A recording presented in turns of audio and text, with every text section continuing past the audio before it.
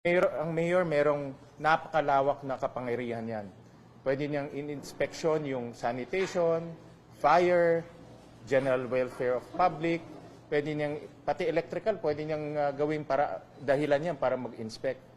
Kaya, nung narinig ko yung investigation ng provincial government ng Pampanga at sinabi niya hindi niya alam at hindi siya pinapapasok at si Kapitan hindi rin pinapapasok, dapat naging red flag na yan.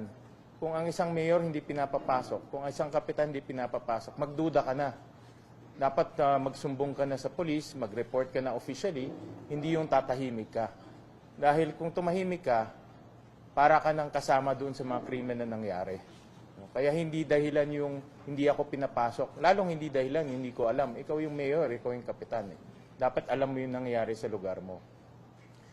Kaya rin nagpapasalamat ako sa provincial government ng Pampanga dahil nagsagawa na sila ng investigasyon at napaka-detalye yung kanilang investigation. In fact, marami na silang nagawa para sa Senado sa kanilang investigation. Ngayon, ang importante ngayon, sino ang mananagot?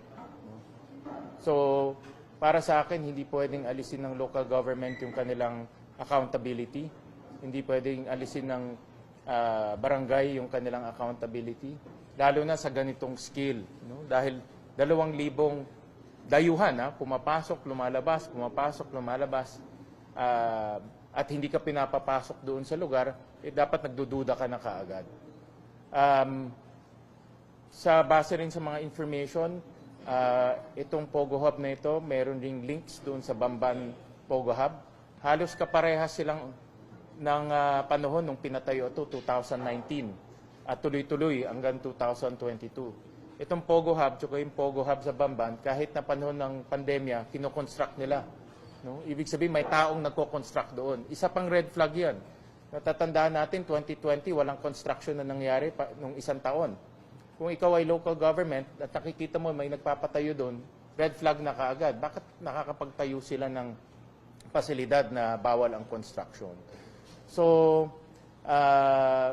hindi lang namin masabi ngayon kung ano yung detalye ng links, pero definitely may links to sa Pogo Hub in Bamban at Pogo Hub dito.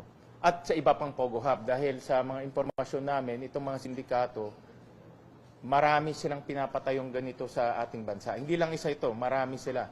Iba-iba yung partner nila, iba-iba yung kasama nila, iba-iba kausap nila, pero yung mga mastermind pare-pareho. So hindi lang namin masabi ngayon dahil under investigation pa rin, but so far yun yung nakikita natin. Kaya yung sinasabi na argumento may legal at illegal, walang legal at illegal dahil yung mastermind nasa legal at illegal eh.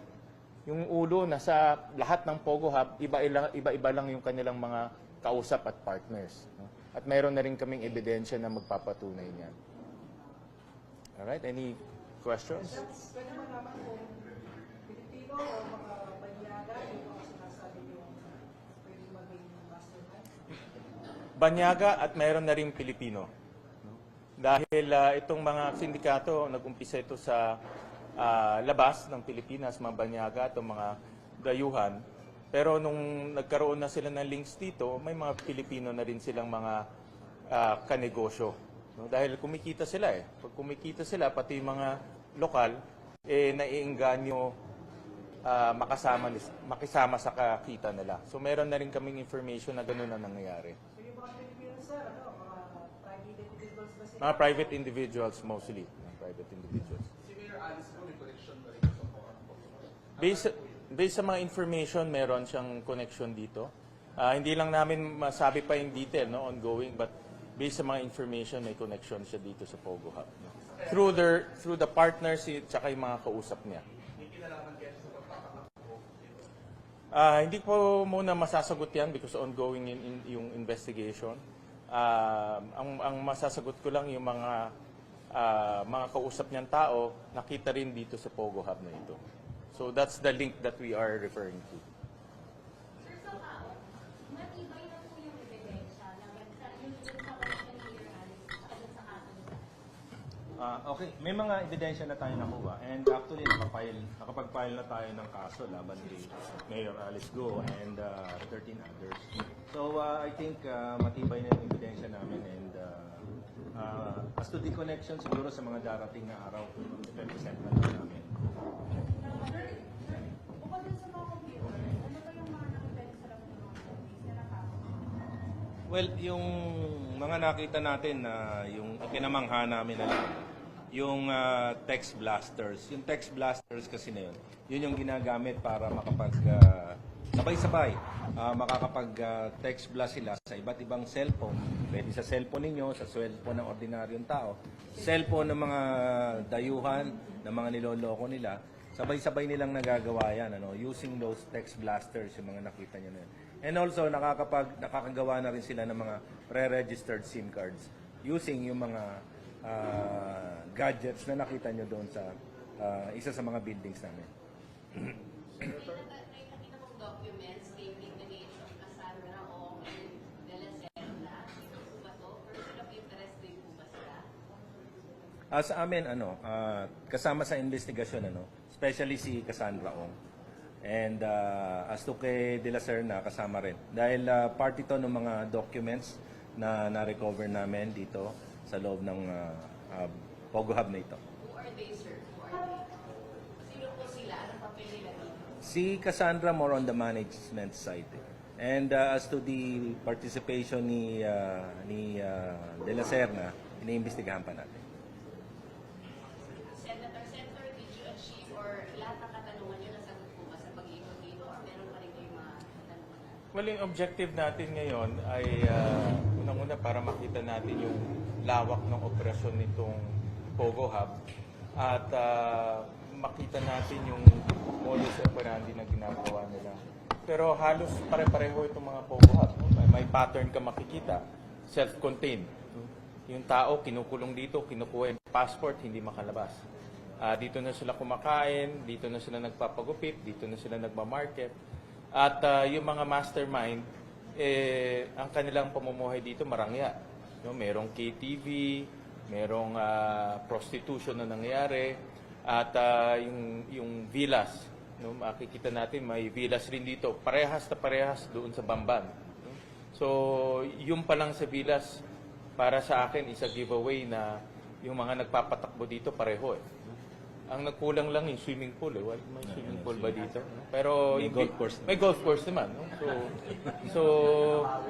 So if you look at the similarities ng operation, parehong pareho. So para sa akin, yung mga operators nito, pareho. Dahil alam yung ginagawa nila at may template silang ina-apply sa paggagawa dito. Pareho rin to doon sa Pasay na nakita natin. Self-contained, may KTV, may torture room. So may template na ginagamit itong mga ito. Kaya sa akin, ang aking pag-aanalisa, yung mga mastermind dito, iisa lang. Ginagamit lang nila itong template sa Bamban, sa Porac, sa Las Piñas at sa iba pa.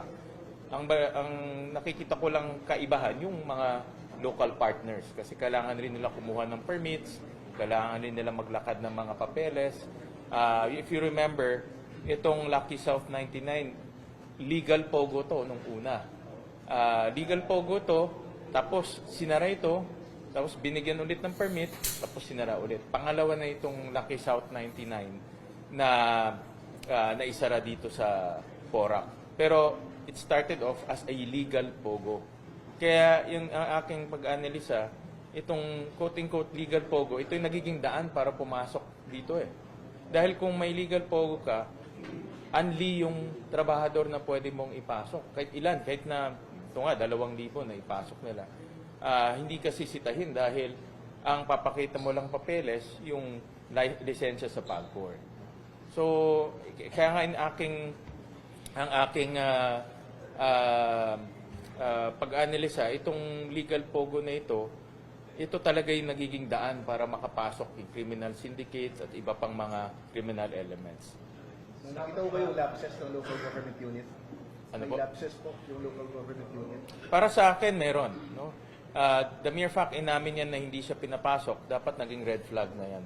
Nagduda ka na bakit hindi ka pinapasok. Dahil kung ang lugar ay wala naman tinatago, ako, nag-mayor ako for 9 years.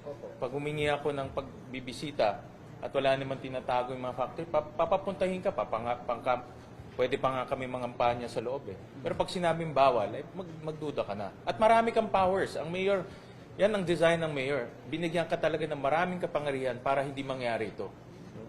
Ultimo nga yung mga electrical, pwede mo i-inspect yan eh. Ultimo yung sanitation, yung for example, may baho sa loob, pwede mo i-inspect yan. That's the power of the mayor. Would you also recommend sa suspension? Pwede yan. Pwedeng tignan yan. Dahil nakaka-dismaya na ganitong kalaking Pogo Hub, hindi niya nalaman. Pwede yan, sir. Pwede tingnan yung suspension. Pwedeng tignan yung suspension. Pero tingin niyo dapat ba siya suspension? Para sa akin, if you ask me, dapat masuspend siya. If you ask me. Ang entry and exit point dito sa Pogo is from Angeles. We entered from But this is your jurisdiction. This is your jurisdiction. No? This is your jurisdiction. And like, kagaya ng sinabi ko, yung ipag-amin yan na hindi pinapasok, lalo na yung kapitan sinabi hindi pinapasok, red flag na yan kaagad. Anong dapat gawin sa property after this? In my, sa pagkaalam ko, is now under government control. No? And because part to ng ebidensya, and I think, correct me if I'm wrong, Yusek, may pag ganitong may human trafficking element, kinokontrol talaga ng gobyerno. Sir, yung PAGCOR ang tinuturo ni Mayor na allegedly dapat may control talaga, no? Aside, ano po ang Yeah, but the business permit comes from him. Eh. Ang business permit galing sa mayor. Ang engineering permit galing sa mayor. Ang sanitation permit, occupancy permit, annually nagre-renew ng business permit ang facility. In fact, narinig ko doon sa investigation ng provincial government, ang amilyarang nito is 4,000 pesos. Yun ang narinig ko. Correct me if I'm wrong, ha? Kaagad, common sense, ganito kalaking property, 4,000 pesos. Kaya hindi pwedeng tanggalin yung accountability ni Mayor. Kaya po sa pagban meron din na PAGCOR na opisina. Definitely may accountability ang PAGCOR, hindi natin maaalis yun. Hindi pwedeng maghugas kamay ang PAGCOR at sabihin hindi namin alam nangyayari. Ang regulatory powers ng PAGCOR is on the gaming.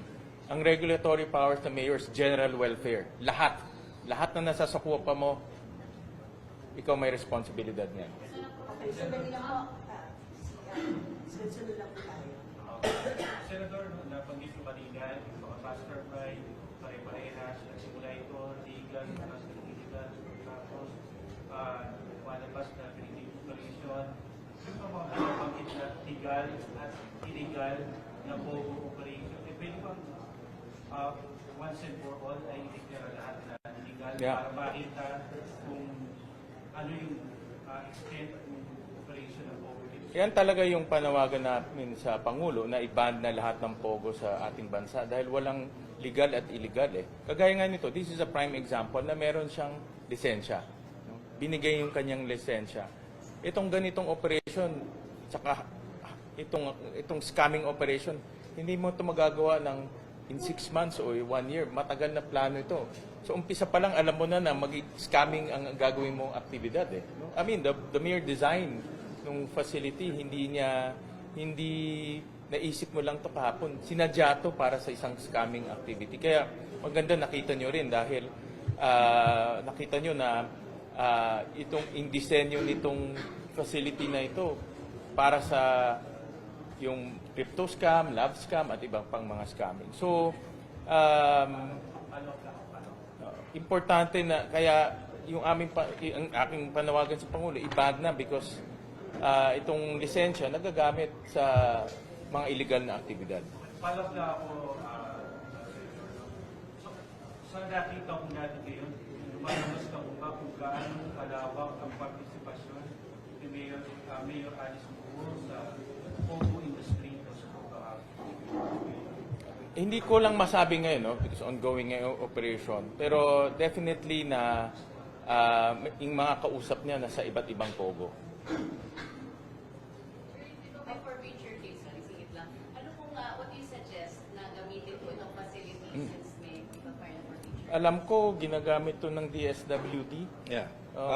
Yung mga pogo po natin, sir, mga na raid po natin nakaraan, they're now being used ng DSWD doon sa mga nare-rescue. Ang alam ko, 3 palapag po ginagamit doon sa mga nare-rescue nila. And yung DOJ po may opisina na rin doon, yung specifically the Interagency Task Force on Trafficking, human trafficking. And then kulungan. Ginagawa po nating kulungan, yung sa roof deck po noon, ginawa na nating kulungan para sa mga nahuhuli po dito sa mga illegal pogo hubs. So marami pong gamit. And kung ito po ay itong pogo hub na ito ay magagamit po ng gobyerno, ang iniisip po namin dito maganda po itong gawing eskwelahan. Eskwelahan. Senator, dalawang hearing na po ang ginawa ng Pampanga Provincial Government. Ano mo masasabi mo sa quality ng investigation? Napakagaling. I have to give a lot of credit to the Pampanga local government. Napakagaling yung kanilang investigation. Napakadetalye. Nakita nyo, ultimo pagbayad ng amilyar, tinignan nila.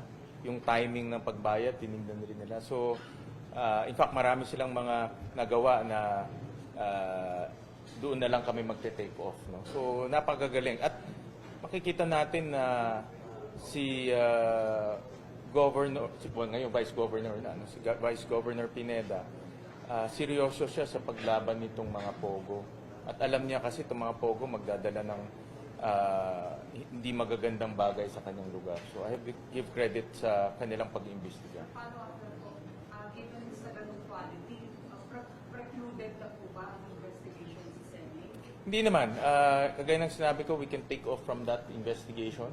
Public hearing rin yung kanilang investigation. So, ibig sabihin, for public consumption, maghihingi kami ng official communication sa kanila para isubmit sa amin yung minutes of their transcript, pati yung kanilang mga evidence.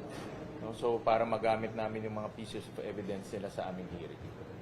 Senator, nabanggit po sa mga ng balita na ito yung lupa ay pagpamayari ng isang Roberto Orcalios na kasama na rin po sa investigasyon ng lupa. That is under litigation, no? So, it's still under litigation, so we still have to await kung anong kalalabasan ng litigasyon na yan.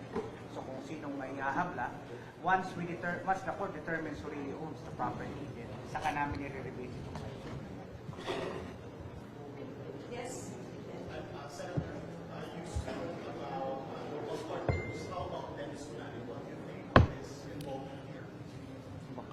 Paok might be the best person to... Si Dennis Cunalan kasi, his name, we saw his name doon sa Hong Sheng, una. That's in Bamban. Siya po yung authorized representative doon sa Pagpura petition. Dito rin po, sa Lucky South 99, we also saw his name as the authorized representative. Basically, yung kanyang consultancy firm. Yung consultancy firm niya. Oh.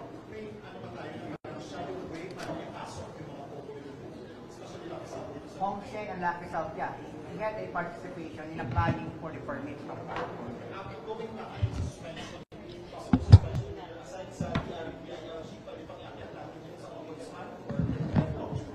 Well, ganyan ang based doon sa experience namin sa Bamban. Yan ang position ng DILG na wala silang powers to suspend. No? So they have to bring it to the Office of the Ombudsman. No? And ako, ang recommendation ko sa DILG, tignan na rin nila yung accountability ng mayor dito sa Porac. Dahil kikita natin, merong negligence na nangyari dahil pinabayaan niyang mangyari ito sa kanyang lugar. At kung naging proactive siya, dapat hindi na umabot sa ganitong kalaki itong Pogo Hub dito sa Porac, dito sa kanyang lugar. Okay. Yes, sir. Senator, speaking of the permits coming from the Philippine National Game Corporation of Bangor, sino po ang secretary yung panahon na ito? Hindi po ba si former Chairman Anthony Domingo ang nakakita sa Bangor? They had their permit up until October 2023. So that is the new IGL mechanism na po. Their permit was only canceled October 2023. So sa ngayon na po yan. Sir, sa timeline ko nung nag-review ko nila at saka yung mga informasyon na narelay ko sa sa hearing is, ang sinasabi ko ng factor 2022 pa, meron na kong reported na human trafficking dito sa lugar. Kaya ang lumabas ko sa investigation ay yung na-process sa coordination sa LGU at saka sa banko. Kayo po, kailan nakarating po sa inyo na problemado ko ito lugar po na ito? Sa amin po April. Sa komisyon. April kami nagsimula ng case build-up. No? With regards to kung report nila dito sa Lucky South, I don't know kung may naibigay yung PAGCOR sa LGU. Pero ang sigurado kami, may naibigay yung dating provincial director ng Pampanga kay Mayor na hindi na-actionan on time. Ang dapat lang natin tingnan neto, na-cancel yung walang permit ng 2024. Pero January, February, March, April, May, June 4, nag-ooperate po siya, maliwanag sa gabi. So, kinailangan pumasok ng PAOK para mapasara po ito. During the Parang Sangguniang Bayan hearing, last week, PAGCOR mentioned that this facility is non-operational based on their monitoring records. Where does the liability lie there? Is it with the LGU na or with PAGCOR? With the local government. With the For local sure. government. Kasi, according to the timeline, kinancel na ng PAGCOR yung lisensya. So, theoretically, dapat hindi na siya nag-ooperate no October of 2024. 2023. 2023. Pero na-raid to is only June 4. June 4. So, from October of 2023 to June of 2024, this remains operational. So, and you have to remember, ang renewal ng business permit is January of 2024. No? So, ang ibig sabihin, meron kayong may tax mapping na nangyayari, may umiikot kang tao. Again, dapat alam mo yung nangyari. Alam mo yung nangyari. Yun nga po, sinabi po non-operational daw yung BOGO based on PAGCOR's monitoring records on their inspection, whether it's random, daily, or weekly, or monthly. Pero ang sinasabi mo na PORAC, when during the Sangguniang Bayan hearing, PAGCOR is also remitting, Lucky South is also remitting money to PAGCOR for as a guarantee fee, $150,000, or 2% of the gross gaming revenue, projected gross gaming revenue, whichever is higher. In 2024. So, ang tanong, Anong year yun? yun din po ang tanong, yung mga resibo na Then we have to check. We have to check. We have to check. Kung meron siyang transaction between October of 2023 to June of 2024, PAGCOR is receiving remittances, then ibig sabihin, dapat alam ng PAGCOR na nag-ooperate siya. Diba? Kasi yung resibo na i-issue niya is for that month. So we have to look at that angle as well. But definitely may operation. Yan ang 100% tayo. At sabi nga ng nila Yusek at ni Nocasio, imposible hindi mo ma-detect to dahil may ilaw, may sasakyan pumapasok, lumalabas, may delivery ng pagkain. Yung pagkain, nakita naman natin, ang daming pagkain. Hindi naman, I'm sure, ang delivery nito halos weekly siguro o araw-araw sa laki ng taong, sa dami ng taong pinapakain. Speaking of bills, ano po yung bills na nakita ninyo kanina? Well, number one is to ban POGOs in our country. Yan ang number one on our priority. Pangalawa, ihiwalay yung regulatory powers at operation powers ng PAGCOR. Ito talaga yung nagiging problema eh. No, may conflict of interest sila. Ihiwalay yun. At pangatlo, yung in the case of Bamban, yung late registration, ayusin. Dapat ayusin talaga yan. Sir, pwede ba gamitin basis yung bills ng kuryente kung nag-ooperate pa?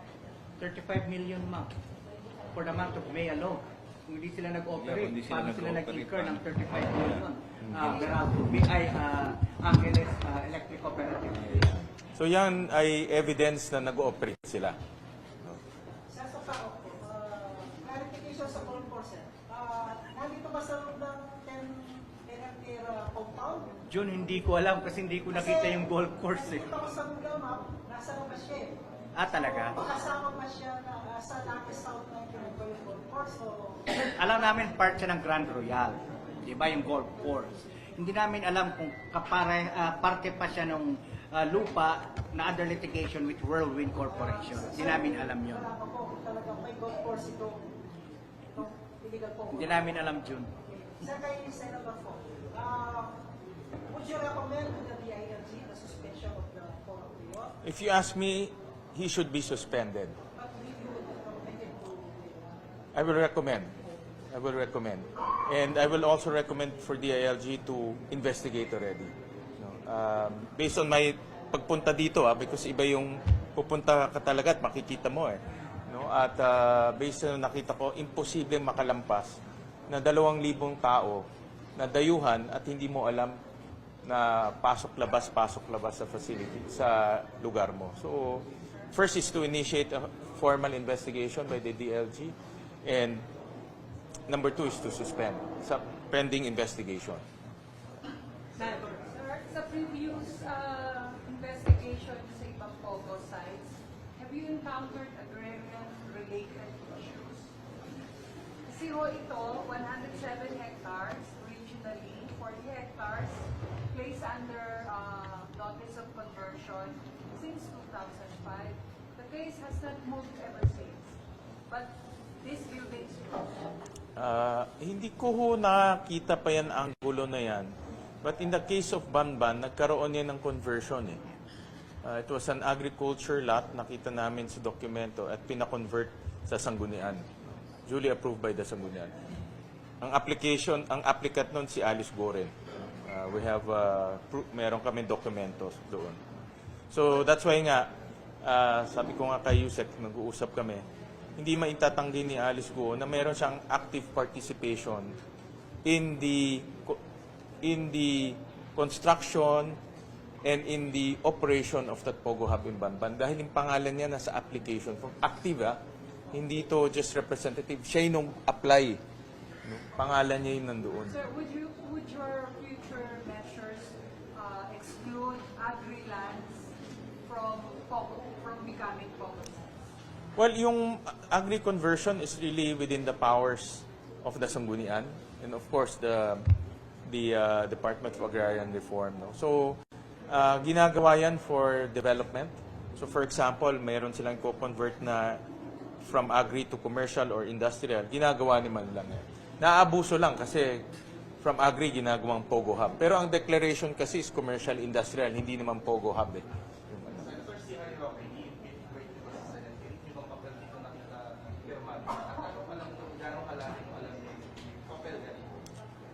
Ako, wala ko pang masyadong, hindi pa malalim yung akin knowledge. Let me put it this way. Alam ko lang na yung pangalan niya lumutang dito, yung pangalan ng kanyang assistant lumutang dito. But in terms of kanyang involvement, hindi ko pa masyadong alam, no? Dahil rini-review pa namin yung documents. Yung pag-aaralan namin. Kanino ko nakasentro yung magiging pagdilito dito sa 26 po kayo, next year po ninyo? Sino yung pinaka-resource speaker natin na sentro ko ng magiging In the case of PORAC, ang, at least para sa akin, because this is a committee, in the case of PORAC, gusto ko malaman yung accountability ng local government, yung accountability ng PAGCOR, sino yung mga nasa likod nito, nahuli ba yung mga gumagawa nito? Dahil kung hindi nahuli, dahil yun na nga, may mga nag-tip, diba? Nakatakas sila. Dapat tignan rin natin yung Agulo na umaabot na yung kanilang network sa mga taong pwede magbigay sa kanila ng advanced information. Marami tayong, alam nyo, mga kasama, hindi lang raid ang mahirap, pati yung deportation, napakahirap. Gumagastos ang pamalaan natin sa pakain, sa medical attention, pati deportation, tayo ang gumagastos yan. No? So, napakalaking gastos at pagod ang nangyayari sa atin pag dinideport natin itong mga taong to. Speaking of nakatakas, sir, ay Dr. Pao, saan na po kaya sila? Nandito ba sa paligid na Metro Manila? Ano po yung ano natin? Yung mga nakatakas? Well, karamihan nandito pa sa atin, sa Pilipinas. Ano? But there were attempts dun sa mga ibang boss na tumakas. Actually, just last night, may pinahold kami sa Davao Airport. And ito yung isa sa mga boss na pinagdududahan namin. So, ginagawa na namin yung mga dokumento ngayon para at least ma-interview namin at ma-imbestigahan itong na-hold sa Davao Airport. Hindi pa po namin natanong sa immigration. The name appears as a person of interest. Dalawa ko kasi pangalan po yan. Yung isang kapangalan niya, lalaki, person yan of yung interest, nag-appear pwede ba na presidente ng Lucky South. Pwede sa NBI, In a previous pwede sa ano lang, sa Kaya, monitoring. yun Sa ano yung tapos yung isang kapangalan naman niyang babae, identified namin na manager ko dito. So yung nahuli, yung na-intercept sa Davao ay yung babae. Antayin mo na lang sa immigration. No. Chinese national po. Palabas po. Preferred nilang, the preferred airports of these Chinese nationals coming in and out of the country are Clark, Palawan, Puerto Princesa, and Davao. For whatever reason, we don't know. Yes, sir. Yep. No. Hindi whole departure. Ano lang po, alert. We requested an alert to inform the commissioner na kapag lahat ng mga pangalan na ito ay nag-attempt lumabas, inform si commissioner, then the commissioner to inform PAOK. So kahapon po yun. The commissioner has the power. Opo. May hawak. Ma'am? Lahat po ng may kinalaman sa kaso ng Bamban ay in-applyan na po ni SOJ, in-instruct na ni SOJ Remulla na maglabas na po ng IBLO, Immigration Bulletin Lookout Order. So sila Mayor, yung mga kapatid niya, Dennis Cunanan, and everybody else. Wala pa po tayong kaso, kaya alert pa lang po ang magagawa natin. Sir, yung manager, hindi na kaya. Ma'am? Pabalik ka po siya ng Maynila as we speak. Sa immigration, sa Bikutan po. Yes, sir.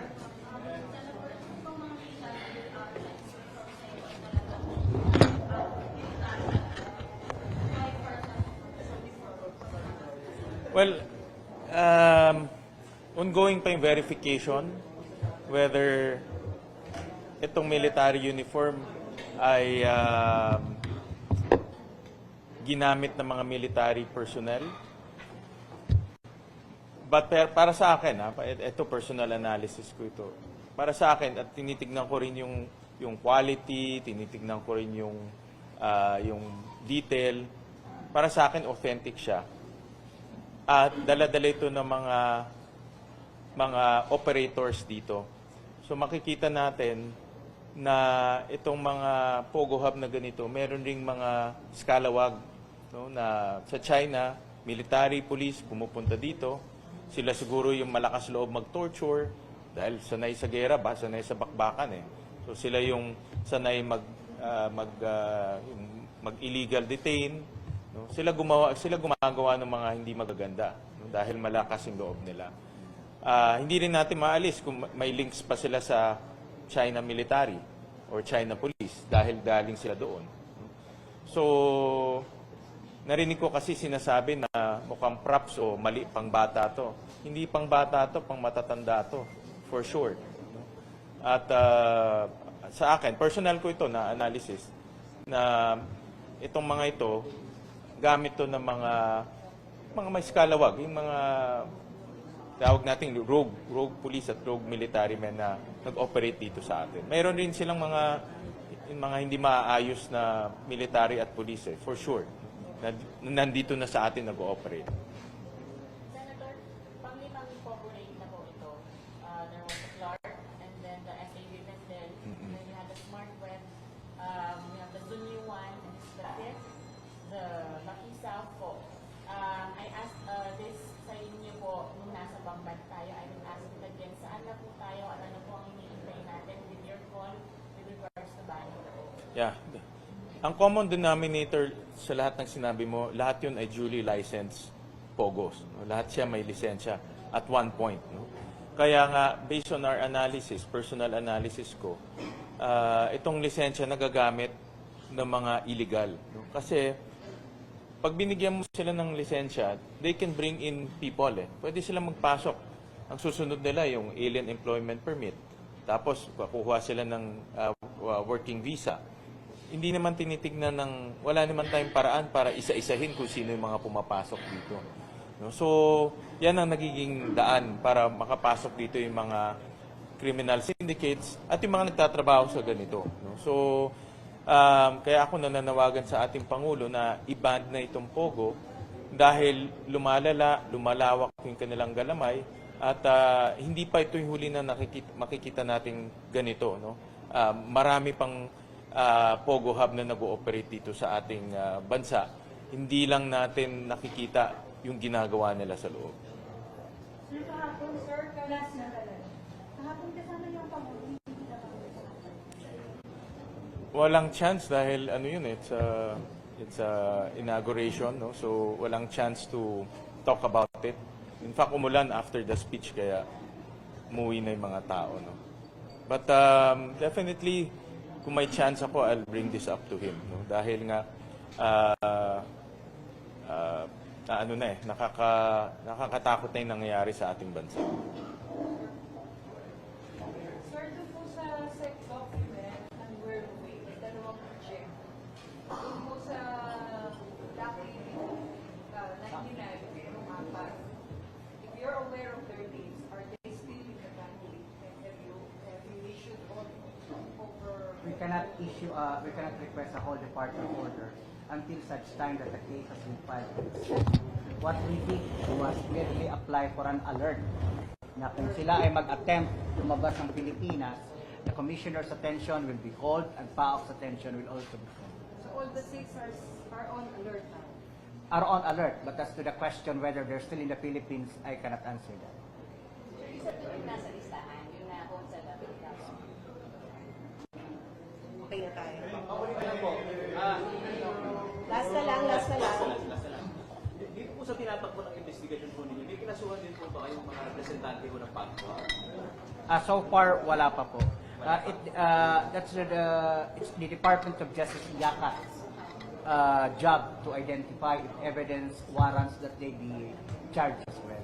Pero so far, wala pa. Sir Mayor po, sa yung PAGCOR, ano kung magiging papel niya sa investigasyon sa Senado? Yan ang magiging focus namin, yung accountability ng PAGCOR. Kagaya ng nabanggit ko, lahat ng mga POGO hub na ni-raid, may lisensya siya. At mayroon silang mga patakaran, may mga guidelines sila para maiwasan yung mga ganitong mga, they call it illegal POGO, pag ginagawa nila yung trabaho nila. No? At nasa guidelines sila na i-check mabuti kung sino yung mga tao sa likod, i-check mabuti kung ano yung history nitong mga tao. Pero sa mga nakita namin, wala silang chinek, kaya puro bogus yung address at bogus mga pangalan. In fact, may mga information na nakuha ko dito from PAOK na yung ibang mga incorporators sila, inamin na binayaran lang sila to incorporate. So hindi tama yun. Ang gusto mo, totoong negosyante na nag-invest. Hindi yung binayaran lang parang gamitin yung pangalan mo. Kagad red flag ka agad yun.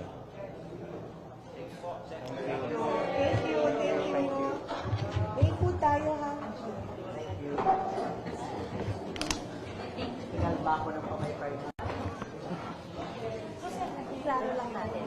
We are open. Hello, sila. Dadaan